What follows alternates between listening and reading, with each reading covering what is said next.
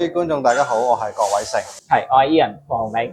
一講到貴州咧，就不得不提酒喎，因為一講貴州就即刻令人聯想起貴州茅台。貴州嘅酒嘅文化咧係好強烈嘅，喺中國嚟講。係咁，尤其是貴州啦，其實佢入邊咧就有好多嘅少數民族啦。咁唔同嘅少數民族咧，其實佢哋世代咧都會係用翻佢哋自己嘅一啲嘅技術啦，去釀製自己屬於自己嘅米酒。咁所以咧，貴州入邊咧，除咗我哋一般認識嘅茅台啊呢啲白酒之外啦，咁其實咧仲有一啲咧就係一啲少數民族去有好多好有特色嘅一啲米酒嘅。而家咧其實有好多米酒咧，可能會係少數民族啦，係用口傳嘅方式去繼續去傳落嚟嘅。咁所以咧，有好多都係已經係一個非物質遺產嚟。而啱啱我哋所講嘅米酒就係糯米酒啦。咁喺我哋面前咧，1、2、3、4、5、6、7杯嘢喎，介紹下啲人。咁呢度有7杯唔同嘅米酒啦。其實咧，每一個米酒咧都係由唔同嘅民族去釀製出嚟嘅。咁有啲咧，其實咧係講到話頭先有個精釀師啦，都有同我哋講啦。其實咧有啲米酒咧，直頭係可能係得一位人士識得去繼續釀製，而有啲咧就可能係淨係傳男唔傳女嘅。咁所以咧就要由世代用口傳嘅方式去將嗰個技術去繼續去承傳落去嘅。嗱，我哋由呢個右手邊開始，慢慢試下俾大家睇下啦。呢個係酒精濃度都係由淺入深嘅喎。嗱，由淺入深之餘啦，都係代表住唔同嘅族群啦，咁樣啦，係啦。希望就今日可以透過呢啲唔同嘅米酒啦，都可以將唔同嘅少數民族嘅特色都可以介紹俾大家識嘅。好，第一款。咁第一款嘅米酒啦，就係元山米酒。咁元山米酒啦，本身咧就係我哋嘅民族嘅代表嘅酒嚟嘅，咁就係由漢族去釀製出嚟嘅。咁佢本身咧就係用我哋平時食開嘅白米去釀製啦，咁所以飲落去嘅時候咧，除咗有一種我哋平時食開米嘅甜度之外啦，因為我哋都係用米農耕嘅社會出身啦，咁所以咧飲落去嘅時候咧，其實有好多人都會即刻就覺得係入口係好清純。好，試下先。好，咁成你飲完呢個元山米酒啦，你有咩感覺？呢個元山米酒咧，就係依幾款酒裏邊酒精濃度最低嘅一款酒，亦都係最易入口嘅一款酒，所以應該咧係喺一啲初學者啦，甚至唔飲酒嘅朋友咧，其實飲呢款酒咧都會感受到樂趣嘅。好，咁我哋講下第二款啦，水花酒，我幫你倒。OK。嗱，我哋而家第二杯酒啦，就叫做水花酒。咁水花酒咧就係嚟自苗族嘅。咁其實喺貴州嚟講咧，都係一個比較普及嘅米酒啦。咁而佢咧個特色上面咧就係佢酸度咧係會比較高一啲嘅。咁所以飲落去咧會有啲檸檬味啦，亦都似係可能食啲乳酪咁嘅味嘅。喺個釀製過程入邊咧，其實咧佢自己本身個發酵過程入邊咧，都會係產生咗一啲嘅益生菌喺入邊嘅。咁所以其實喺呢度嘅人咧，佢哋係通常會攞嚟係做一個即係食飯送酒嘅配酒嚟嘅。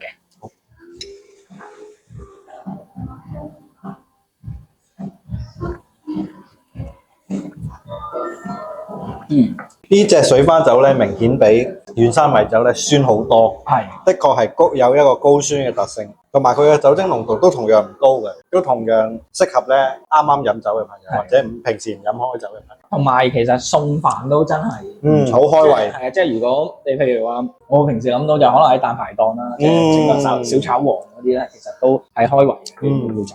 咁啊，不妨試下第三款啦。而家我哋飲第三隻酒啦。咁頭先見到呢隻酒咧個顏色咧就琥珀色少少嘅，咁就比起頭先嗰兩隻米酒咧係明顯深色啲啦。咁佢咧本身叫做梅酒，咁梅酒即係煨番薯嗰隻梅，咁就係嚟自藏族嘅。呢隻酒點解會梅酒咧？其實就係因為咧佢喺釀製完之後咧，其實佢仲要擺喺啲火爐邊啦，就係去即係去烤佢啊，即係好似煨番薯咁樣烤佢，就烤翻過嚟。咁先會攞出嚟。個零月啊，係啊，咁所以飲落去咧，佢嗰個甜酸嗰個比例咧，都會係攞到一個平衡出嚟。咁我哋試下先啦。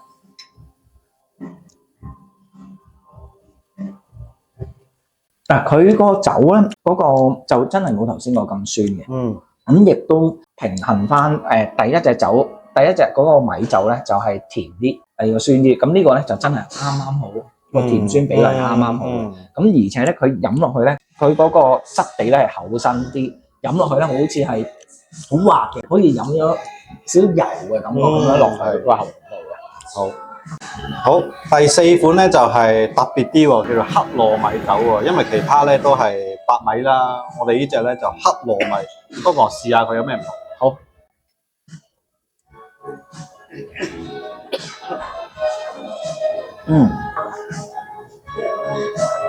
特別個同之前嗰三隻咁用白米咧有分別嘅。係呢一隻咧飲落去係濃郁，但係咧飲落去又異常輕盈。咁講翻少少啦，呢一隻酒咧係由布依族去釀製嘅。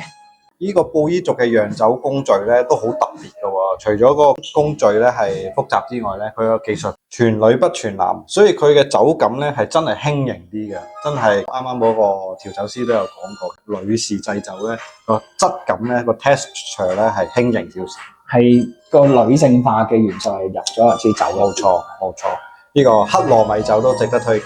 我哋去到第五種酒啦，第五種酒咧就係香和糯酒，咁就係用糯米去釀製嘅，咁就係嚟自侗族嘅。咁侗族喺貴州嚟講咧，都係一個比較多人嘅一個少數民族啦。我哋都之前都去過侗族嘅一啲嘅活動啦，係非遺區。係啦，佢哋都非常熱情嘅。咁我記得我哋入去佢哋嘅村落之前啦，佢哋都會有啲村民啦，就會斟酒俾我哋去歡迎我哋，咁樣去祝福我哋。冇錯。咁我估係咪都可能係同一隻酒咧？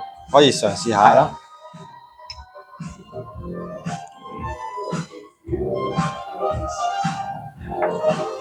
係嗰隻酒嚟。咁我記得上一次咧，就朝頭早7-8點就去到佢哋門口啦，咁就即刻俾個女仔咧就懟咗我飲一杯，就係 exactly 係呢一隻酒嚟嘅。係，因為咧侗族本身啦，佢哋嘅餐場上面咧都會圍繞住糯米呢一樣嘢，香和糯米呢樣嘢，咁所以佢哋喺釀酒方面咧都會利用翻呢一個香和糯米去做呢隻酒，咁就個味道係比較濃少少。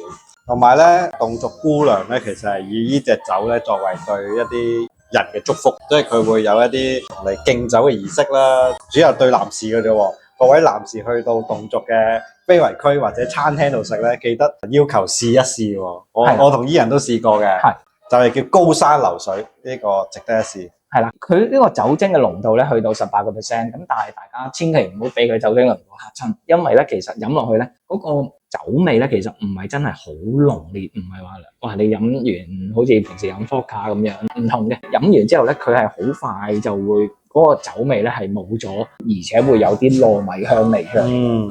好，跟住到我最期待一隻酒喎，叫做刺梨酒。咁大家都知貴州咧其實係盛產刺梨嘅。而刺梨嘅特點係咩咧？就係維他命 C 咧係極高啊，係蘋果嘅幾百倍之高啊！所以咧，雖然佢嘅味道咧係酸酸苦苦啦，但係佢配酒咧，好似有另一番風味喎。係，我都有啲期待。之前都飲過一啲刺梨汁啦，咁大家嚟到貴州都應該要去試下刺梨汁嘅，因為嗰個營養成分係好高嘅。咁但係今次係酒啦，咁所以試一試。試下刺梨酒。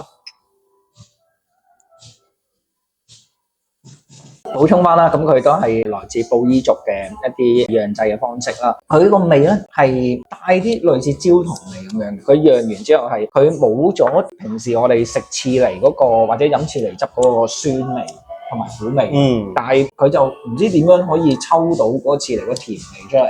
所以咧，佢為咗掩蓋咗刺梨嘅一啲難入口少少嘅味道咧，佢特登調高咗個酒精濃度。佢依家嘅酒精濃度咧就去到25%，但係飲落又啱啱入口咧有少少刺鼻，但係咧其實係好輕微。但係最重要係佢最後個 after taste 咧有一啲奶油嘅感覺，真係同埋係有啲蜜糖味嘅，係有啲蜜糖嘅。所以整體嚟講咧，都係一個好好飲嘅一款酒，我冇失望啊，非常好飲。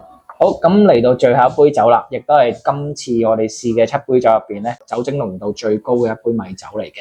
咁呢杯酒咧就係嚟自水族嘅，咁但係比較特別少少嘅咧就係我真係勸大家啦，呼籲大家啦，就係如果嚟到貴州咧，真係盡快試下呢杯叫九千酒。哇！呢隻九千酒，咁點解咧？因為佢除咗嚟自水族之外咧，其實咧我聽翻嚟咧就係貴州咧。而家係得翻2個人係識得釀製呢杯酒嘅啫。嗰位識得釀製九千酒嘅人士啦，就叫做潘進頭教授啦，同埋佢媽媽。呢杯酒咧，其實都要釀8年先可以攞到出嚟㗎，咁所以就我哋試一試先。好。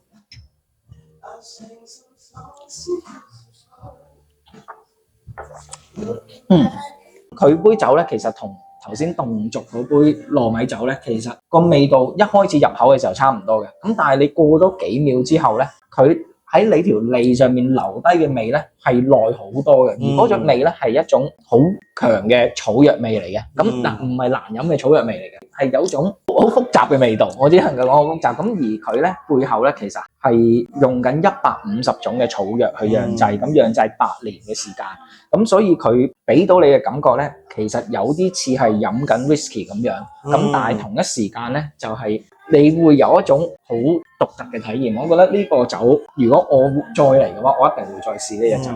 同埋咧，聽講咧，呢杯酒咧就已經個釀製技術已經去到非遺嘅級數啦。因為啱啱阿伊人所講啦，就只得2個人識得呢種技術，而呢個咧亦都係非遺嘅技術嚟嘅。所以各位觀眾、各位朋友嚟到貴州咧，千祈唔好錯過9000酒。係9000酒，真係咁啊！我哋今日咧就一次過試晒7款嘅貴州有代表性嘅米酒啦。係。咁如果要阿伊人你揀一個最好飲嘅酒，你會揀邊款咧？我會揀9000酒喎。9000酒嗱，9000酒嗰個酒精濃度係最高嘅，即係我哋而家飲嘅米酒嗰個幅度咧，其實係由6個百分比至到26個百分比啦。咁但係問我嘅話，我覺得尤其是凍軸嗰杯糯米酒啦，同埋9000酒咧，兩個都係過咗20% 嘅酒精濃度，但係飲落去咧，佢嗰個唔會好確喉，唔會好搶鼻，而係你一飲落去嗰個糯米酒咧就會帶甜，而9000酒咧就係會帶一啲草藥嘅味留咗喺你條脷度。我覺得好特別係，如果你譬如你話加啲冰去搣一搣咁樣，好似飲 whisky 咁樣嘅話咧，我相信係一個幾賞心樂事嘅一個旅程。係，加上咧呢7款酒其實喺其他地方咧就的確冇乜機會可以試得到嘅，就只有貴州獨有噶啦。咁不妨可以過嚟貴陽青雲市集裏邊嘅酒吧街，呢間叫做咩酒吧咧？呢間叫做溪和酒館，一陣間我哋再影一影個名啦，係啦，因為個溪字就大家係少見啲嘅溪字係，大家認住呢間啦，因為喺酒吧街一入嚟第一間就係。咁啊，強烈建議、強烈推薦各位香港朋友嚟貴州玩，亦都嚟呢度試試貴州出名嘅米酒。貴州唔止得茅台㗎，咁我哋不妨下條片再見咯喎。好，好，拜拜。